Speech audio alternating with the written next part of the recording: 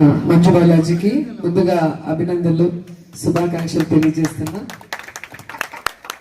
నిజంగా చాలా సంతోషంగా ఉంది. మనం అపోజిషన్ లో ఉన్నట్టు లేదు, మనమే అధికారంలో ఉన్నట్టుంది. మీ అందరి సంతోషం, మీ స్వాగతం చూస్తుంటే నిజంగా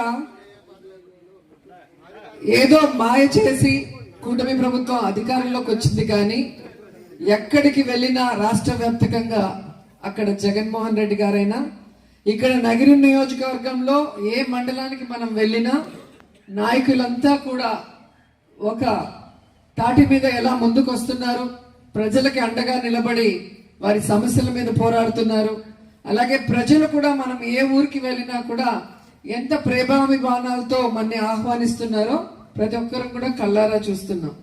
సో ఈరోజు మాయ మాటలు చెప్పో ఈవీఎం మేనేజ్మెంట్ తో అయితే అధికారంలోకి వచ్చారు, కానీ కూటమి ప్రభుత్వానికి అధికారంలోకి వచ్చాక వాళ్ళు చెప్పింది చెయ్యాలి అంటే వాళ్ళకి మొత్తం తడిచిపోతుంది. మీరు చూశారు కదా, ఈ 16 నెలల్లో వాళ్ళు చెప్పింది చేశారా? రాగానే చెప్పారు.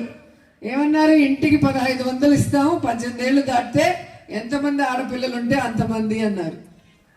మరి ఎక్కడ ఇచ్చారు? ఇచ్చారా? లేదు. పిల్లలకైతే మీకు ఉద్యోగం ఇస్తాం, లేకపోతే 3000 నిరుద్యోగ వృత్తి ఇస్తామన్నారు. ఇచ్చారా? ఇవ్వలేదు. రైతులకేమో సంవత్సరానికి 20,000 ఇస్తామన్నారు. 2 సంవత్సరాలు అవుతుంటే 40,000 ఇవ్వాలంటే 5,000 ఇచ్చి చేతులు దులుపుకున్నారు.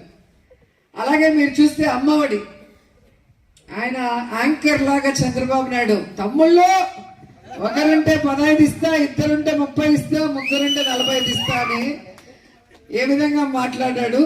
ఈ రోజు ఒక్క బిడ్డ ఉంటే ఆ బిడ్డకి సక్రమంగా 15,000 వేయలేని పరిస్థితిలో ఈ అనుభవం ఉందని చెప్పుకునే పెద్ద ఆయన రోజు చతికిల పట్టం మీరు కళ్ళారా చూశారు. నిజంగా నేను ఒకటే చెప్పగలను, వైఎస్ఆర్ గారైనా జగన్మోహన్ రెడ్డి గారైనా ప్రజల్ని సొంత మనుషులుగా భావించారు కాబట్టే వాళ్ళు చెప్పింది చెప్పినట్టుగా చేయగలిగారు.